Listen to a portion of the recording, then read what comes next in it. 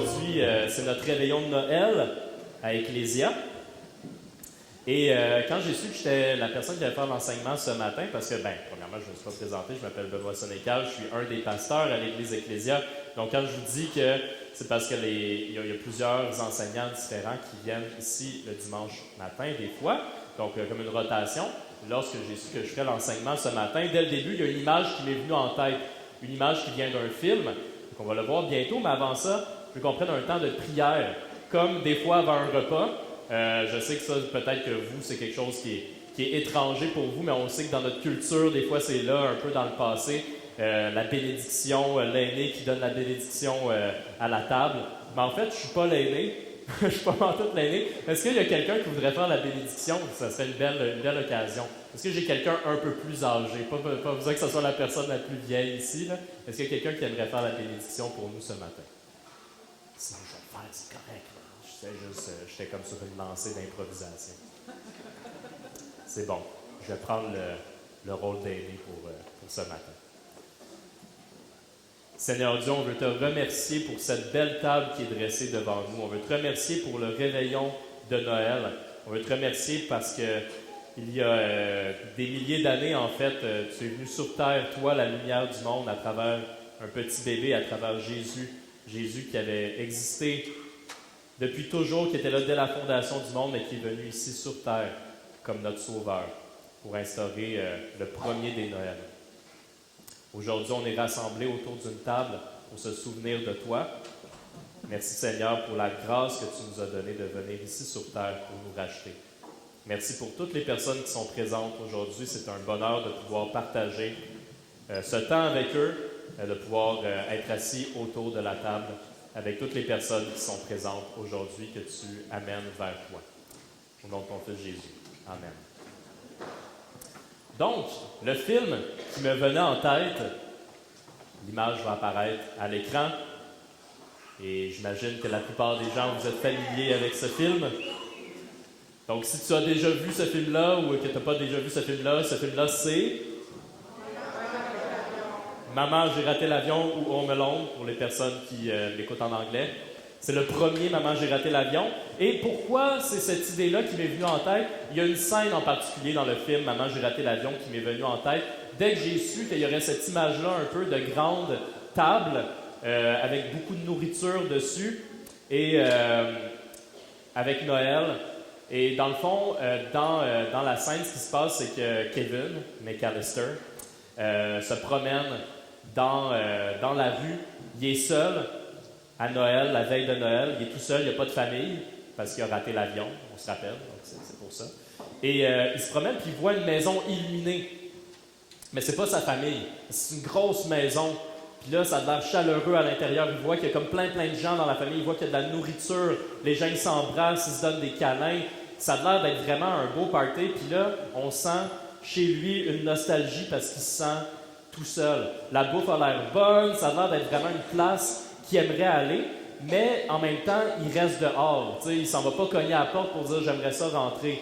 Premièrement, ça serait probablement un peu weird de s'imposer dans une famille qui n'est pas la sienne, de rentrer dans une maison qui n'est pas la sienne, mais aussi parce que c'est pas sa famille à lui, c'est pas ça qu'il recherche nécessairement. Puis c'est un feeling général que peut-être que tu as déjà ressenti, je sais que je l'ai déjà ressenti aussi à Noël, des moments qu'on se sent un peu plus tout seul et que des fois la souffrance semble pire parce que autour on voit des personnes que ça a l'air d'être plus joyeux, plus chaleureux. La semaine dernière, on a commencé une série, vous allez voir sur la diapositive, c'est une série qui s'appelle L'hospitalité, l'amour pour l'étranger.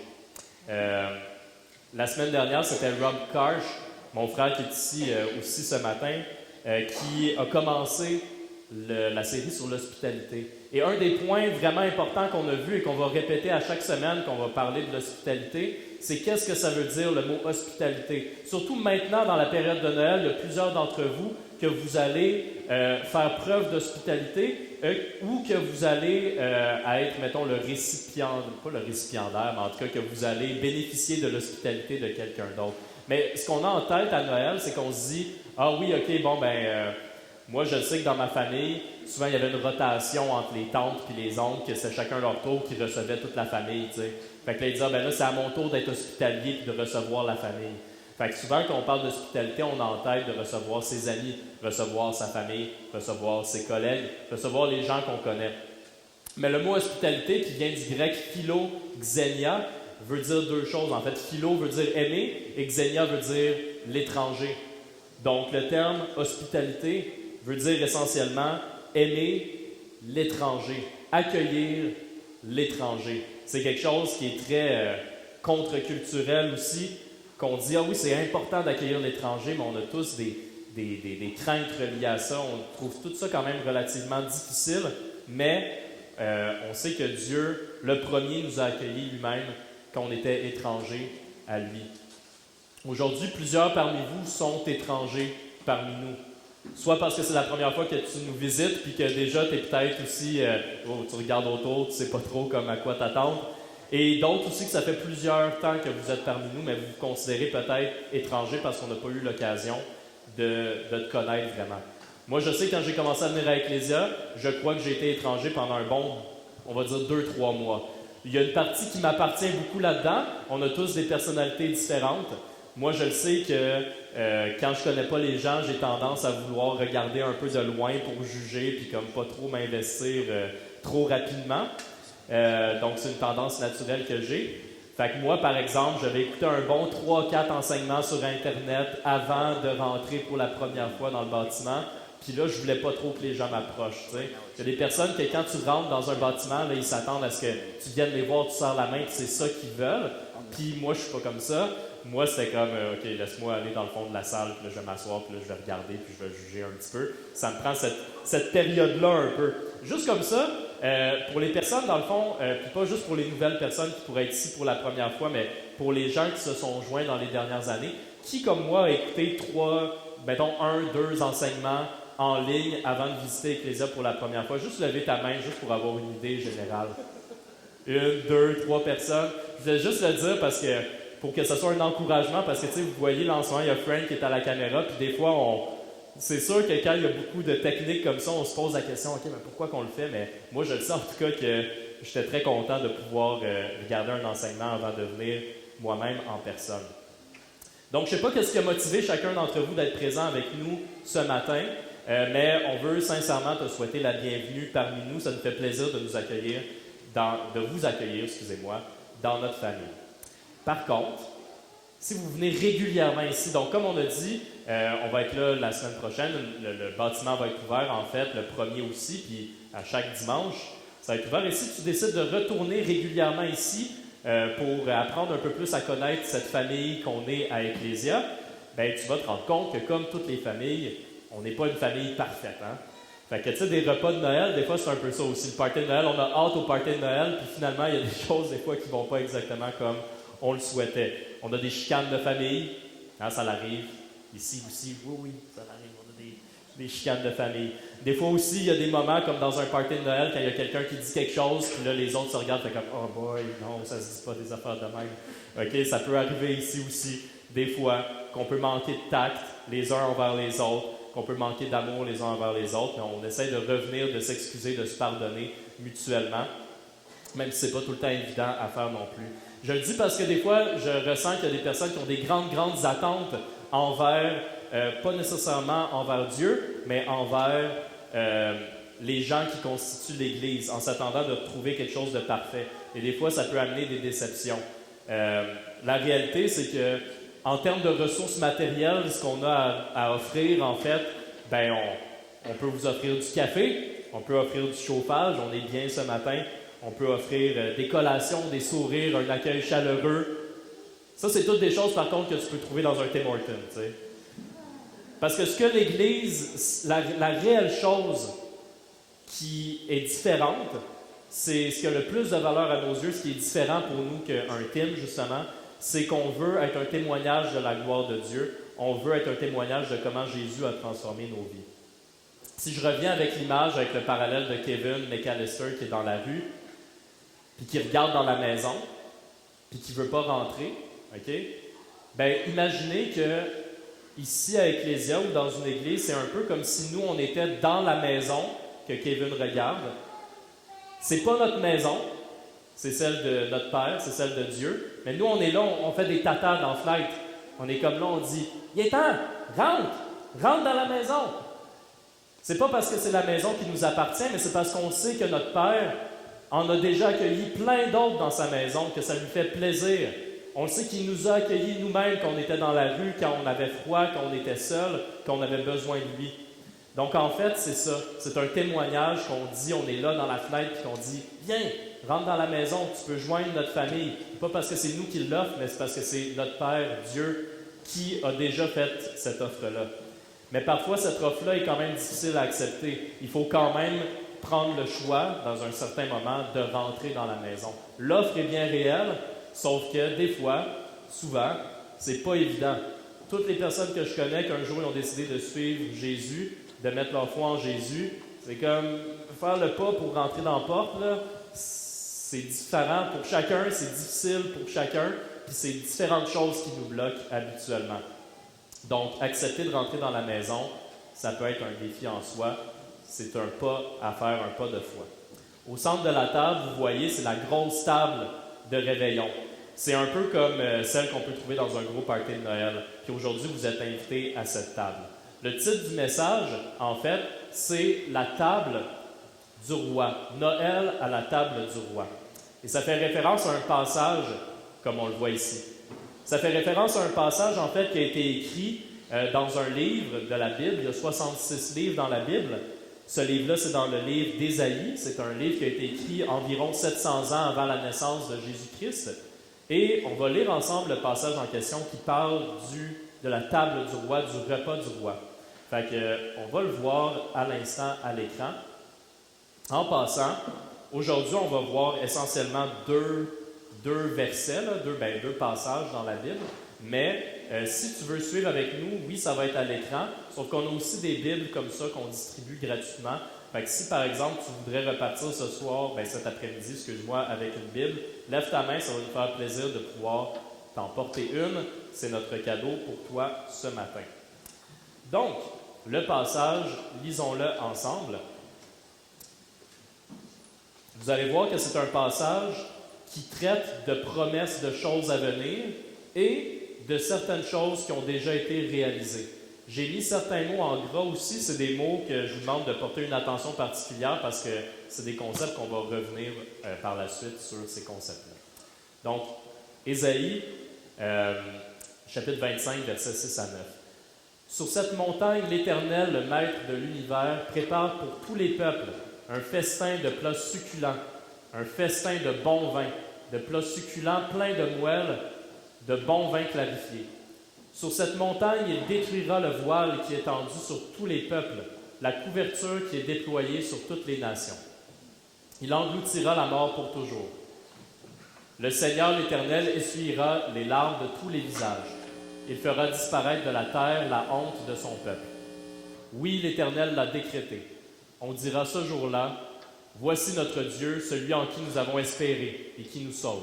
C'est l'Éternel, c'est en lui que nous avons espéré. Soyons dans l'allégresse et réjouissons-nous de son salut. »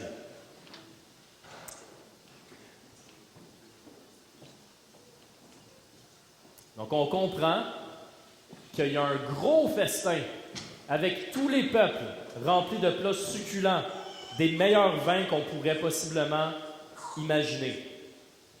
Je ne sais pas pour vous, même moi, je dis moi, c'est ma femme qui est une bonne cuisinière, là, c'est pas moi qui fais les repas habituellement, mais dans notre famille, on ne préparerait pas un gros festin, un gros banquet, un petit mardi soir comme ça pour aucune occasion. Hein? Habituellement, il y a une raison de célébration. C'est ce qu'on va voir ensemble. Pour bien comprendre, par contre, il faut contextualiser ça dans l'ensemble de l'histoire qui est écrite dans la Bible. Quand on regarde, par exemple, j'ai mis mon crayon ici, dans la Bible, juste pour vous démontrer que ici, ça c'est ce qu'on appelle l'Ancien Testament, et ici, le Nouveau Testament. Donc, quand on parle de la naissance de Jésus, c'est à peu près ici que ça se situe. Et on peut commencer directement dans le Nouveau Testament, mais quand on voit comment la naissance de Jésus arrive dans le contexte complet de la Bible, ça prend vraiment un tout autre sens. Parce qu'il y a beaucoup de choses dans l'Ancien Testament, en fait, qui sont une réalisation des promesses à venir. On voit que tout le long de l'Ancien Testament, on voit l'image d'un Jésus qui est là, tout pointe vers Jésus pour finalement arriver dans un crescendo à la naissance de Jésus et encore plus à la mort et la résurrection de Jésus. Donc, pour bien comprendre la fête de Noël, la naissance de Jésus, c'est une bonne idée d'avoir une histoire complète de qu'est-ce qu'on voit dans la Bible. L'histoire, en fait, c'est l'histoire de Dieu qui crée le monde, qui crée les êtres humains, qui crée vous et moi à son image, qui les aime profondément. Et l'humanité, face à un choix, en fait, de suivre Dieu ou de suivre notre propre voie, décide de suivre notre propre voie. C'est à ce moment-là qu'il y a une séparation qui se fait entre l'être humain et entre Dieu. C'est un peu la décision de l'être humain de devenir leur propre Dieu, de vouloir suivre leur propre volonté. C'est à ce moment-là qu'on voyait tout à l'heure, il y a un voile qui est tendu entre Dieu et les êtres humains. C'est un peu ça. La séparation, c'est là que le voile a été tendu entre Dieu et l'humanité. Et tout le long de l'Ancien Testament, on voit pendant des milliers d'années des tentatives des hommes de vouloir s'élever vers Dieu par leurs actions sans succès. Des tentatives aussi de plusieurs personnes de vouloir enlever le voile, mais ça aussi, pendant des milliers d'années, il n'y a pas de succès, ça ne fonctionne pas. Mais ce n'est pas parce que Dieu est comme, il essaye des affaires et que ça ne marche jamais. C'est parce que depuis le tout début, à la création même du temps, il avait prévu un moyen de secours, un moyen de secourir son peuple, de restaurer la relation. Ce moyen-là, c'était Jésus-Christ. Il avait prévu de venir dans la personne de son fils Jésus. Et à Noël, on célèbre le premier moment, en fait, où Dieu a finalement offert le moyen de restaurer la relation entre lui et nous. Tout à l'heure, on a chanté a cappella, tout le monde ensemble, un passage dans le Minute chrétien qui dit « Où l'homme Dieu descendit jusqu'à nous ». Dans une phrase, là, ça veut dire exactement ce que je viens de vous dire. L'homme Dieu, Jésus à la fois homme, à la fois Dieu, qui descendit jusqu'à nous, qui s'est abaissé jusqu'à nous pour nous sauver. L'homme Dieu, Jésus, la lumière du monde. Dans le Nouveau Testament, on va lire ici dans l'Évangile de Jean, le tout début de l'Évangile de Jean. Si vous lisez l'Évangile de Jean, premier chapitre, vous allez directement arriver sur ce passage-là. Un très beau passage, donc c'est la prochaine diapositive. Jean 1, les versets 9 à 12, qui nous parle de la lumière du monde, de la parole qui était là au commencement. Et si on va un petit peu plus loin dans les versets 9 à 12, on peut lire « Cette lumière, juste pour recontextualiser, cette lumière, c'est Jésus-Christ, était la vraie lumière qui, en venant dans le monde, éclaire tout être humain. Elle était dans le monde et le monde a été fait par elle. Pourtant, le monde ne l'a pas reconnue. Elle est venue chez les siens et les siens ne l'ont pas accueillie. Mais à tous ceux qui l'ont acceptée, à ceux qui croient en son nom, elle a donné le droit de devenir enfant de Dieu. » Il y a tellement de richesse dans ce passage-là. Juste d'abord de se rappeler dans quelles conditions le Dieu de l'univers est venu s'incarner dans un tout petit bébé fragile, vulnérable, humain, qui est venu ici.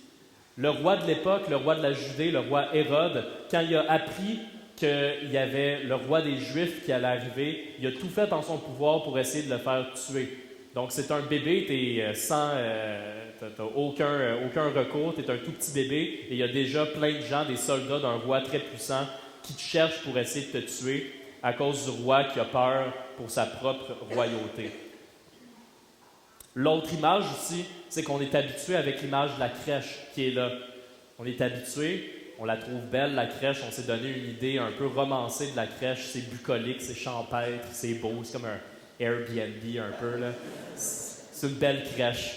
Okay? Mais en réalité, on l'a comme un peu romancé, comme je vous dis, parce que, en fait, naître dans une crèche comme ça pour le Dieu de l'univers qui arrive dans un tout petit bébé, pour Jésus, c'est un peu comme naître dans une boîte de pick-up, à côté d'un gros tas de fumier, à Tour-Tableau. Tour-Tableau, en passant, c'est un vrai village au Québec, dans le coin de cette île. Je me suis dit, je vais choisir quelque chose plus loin. Là. J'espère que je n'offense personne. Là. Mais le but, c'est que Bethléem, c'est une toute petite ville, okay, qu'il n'y a pas grand monde qui connaissait, puis il n'y a pas grand-chose qui se passait d'important à Bethléem. C'était pas très, très glorieux. Puis je ne sais pas s'il y a des personnes aussi que récemment, vous avez eu un petit bébé. J'en vois pas trop dans la salle avec un tout petit bébé. Mais je sais que pour les personnes qui ont déjà eu un bébé, quand on est à l'hôpital, on a-tu hâte de retourner chez nous? Parce qu'on a hâte d'avoir notre congé pour aller chez nous, puis aller se reposer chez nous à la maison, puis amener notre enfant dans notre maison. On dirait qu'un des passages qu'on oublie des fois, parce que ça arrive, on le voit dans l'évangile de Matthieu, mais c'est que ce qui s'est passé, c'est qu'étant donné que le roi Hérode avait envoyé des soldats pour pouvoir, en fait, tuer le bébé Jésus, ben, Marie et Joseph ont pris Jésus et ils sont allés s'enfuir en Égypte. Donc, ils ne sont pas retournés chez eux, ils sont allés s'enfuir en Égypte pendant plusieurs années, jusqu'à temps que le roi Hérode décède et qu'un ange leur dise que c'était correct, qu'ils pouvaient maintenant aller à Jérusalem. Quand on voit ici dans le verset 11, elle est venue la lumière chez les siens et les siens ne l'ont pas accueillie. Si on regarde la prochaine diapositive sur l'hospitalité, quand je vous dis que c'est une bénédiction d'avoir plusieurs personnes dans l'équipe d'enseignement, il y a une image que mon frère Rob a apportée à un moment donné quand on parlait un peu de cette série-là d'hospitalité. Si vous regardez en haut à gauche, on a une image avec une maman qui tient un petit bébé dans ses bras, une famille immigrante qui doivent quitter l'endroit où ils sont à cause de la guerre. Et en réalité, c'est très similaire à notre Sauveur, à Jésus lorsqu'il est né, que dès qu'il est né, ses parents ont dû l'amener en Égypte parce que sa vie était en danger. C'est vraiment une belle image, je voulais que Rob avait soulevé, que je voulais vous partager ce matin. Ce que je vais faire aussi, c'est que maintenant, je vais inviter les musiciens à venir, puis aussi Anne-Marie, d'aller chercher les enfants, parce qu'il y a des enfants qui ont préparé depuis plusieurs semaines une pièce de théâtre pour vous et des chants. Donc, le temps qu'ils descendent, pour pouvoir compléter le message. Jésus, qui est la lumière du monde, qui a fait tout le monde, il s'abaisse vers nous et c'est lui qui fait ça pour venir enlever le voile qui nous séparait de Dieu.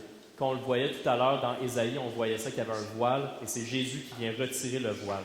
C'est lui qui vient prendre le péché, la faute qui nous était due. Il y a un couplet dans un cantique de Noël qu'on ne chantera pas aujourd'hui, mais c'est un cantique que j'aime beaucoup de Noël, qui est un peu moins connu. Si vous le connaissez, vous pourrez chanter avec moi. Ça commence par « Tour, tableau, toi là ». Non, c'est pas Tour, tableau, c'est Bethléem. Bethléem, Bethléem, toi la moindre. Bethléem, toi la moindre, des petites cités.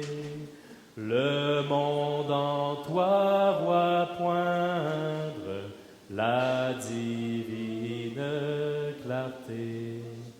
Une nouvelle étoile resplendit dans tes lieux et déchire le voile qui nous cachait les cieux.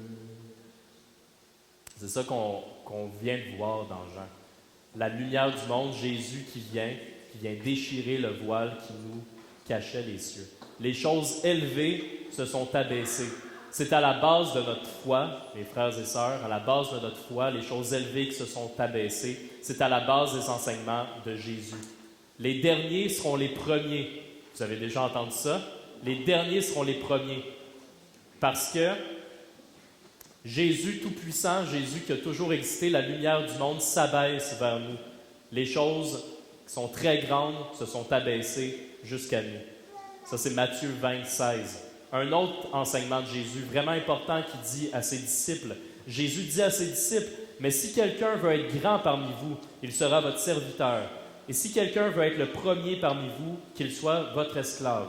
C'est ainsi que le Fils de l'homme est venu, non pour être servi, mais pour servir et donner sa vie en rançon pour beaucoup. » Matthieu 20, 26 à 28.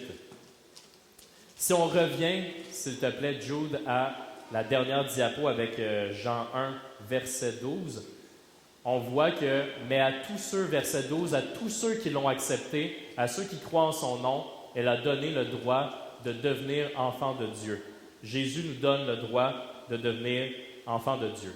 À Ecclésia, si vous restez encore quelques semaines ou plusieurs semaines parmi nous, vous allez apprendre à connaître une famille qui est constitué de plein de personnes extrêmement différentes, d'âges différents, avec des goûts différents, avec des cultures différentes, des ethnies différentes, extrêmement différents, des gens très imparfaits. Puis la seule chose qu'on a en commun, c'est qu'un jour, on a accepté de croire au nom de Jésus. Et c'est lui qui nous a donné le droit d'être accueillis comme des enfants de Dieu, de faire partie de sa famille. C'est à ce moment-là qu'on est rentré dans la maison et c'est depuis ce temps-là qu'on est là dans la fenêtre et qu'on est comme « Viens, rentre! » Au centre de la table, c'est notre grosse table de réveillon. C'est l'élément rassembleur du gros party de famille. Vous êtes invités à la table du roi. Comme vous voyez, la table a été mise, les ustensiles ont tous été placés, les préparatifs du festin ont commencé dès le premier moment où Jésus est venu sur la terre, dès le premier Noël. Jésus est venu commencer les préparatifs pour les festins de la table du roi. Mais on est quand même dans une attente du retour du roi, du retour complet et du festin de la table du roi. On a l'oreille tendue, on a hâte aux célébrations, on a hâte d'entendre notre Père qui va dire « C'est prêt! La bouffe est prête! Venez-vous-en, venez vous asseoir! » Puis que là, on peut s'asseoir, on peut célébrer, notre Père est là, tout est là, on peut s'asseoir, on peut aller à la table. Et que notre Père nous dise « Vous n'avez plus besoin d'avoir faim, vous n'avez plus besoin d'avoir soif, vous n'avez plus besoin d'être triste, il n'y a plus de mort, il n'y a plus de maladie, il n'y a plus de souffrance, il n'y a plus de solitude. » Et aujourd'hui, c'est un plaisir sincère pour nous de vous accueillir à cette table-là. Cette table-là qui est juste un aperçu des choses à venir. Premièrement, j'espère que ce ne sera pas le seul repas qu'on va pouvoir partager avec vous ici, dans notre vie. On espère pouvoir partager encore plusieurs repas aussi parmi vous. Mais encore plus, on espère pouvoir être tous ensemble, tous réunis ensemble à la table du roi.